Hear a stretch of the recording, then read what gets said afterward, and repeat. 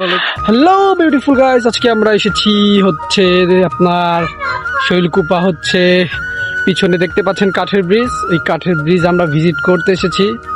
Serampore bridge বললেই বেশি viral জায়গাটি।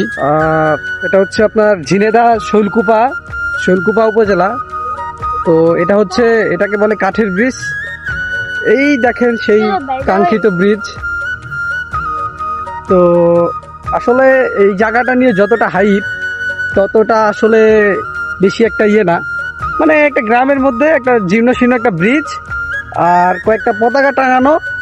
হ্যাঁ, আর এই যে দেখেন ব্রিজের অবস্থা, মানে এটা আসলে অনলাইনে যতটা হাইপ দেয় আসলে অতটা হাইপ না। আর এই যে দেখেন এইটা একটা গাংটা কিন্তু অনেকটা প্রায় মানে শুকনা। হ্যাঁ, ওই যে দেখেন একটু পানি, যদিও ফ্যামিলি নিয়ে আসার জন্য সবাই এসেছে। দেখেন ওই যে দূরে একটি কাপল দেখা যাচ্ছে, খুব বিউটিফুল নাইস কাপল।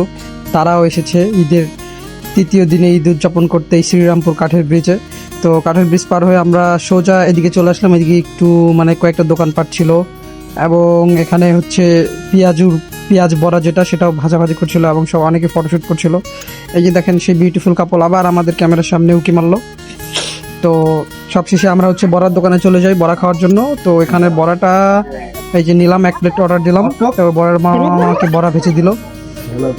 তো এখানে এসে আমরা হচ্ছে নিলাম ওই এখান থেকে ওই যে পেঁয়াজ বড়া, দেখেন পেঁয়াজ বড়া নিলাম। তো এখন আমরা এখানে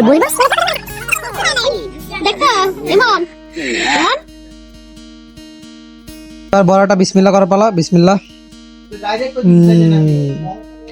মানে মোটামুটি বলা যায়, বেশি একটা ভালো না, তো মানে বলা যায় আর কি মোটামুটি চলে। তো আজকে এই পর্যন্ত, আল্লাহ হাফেজ।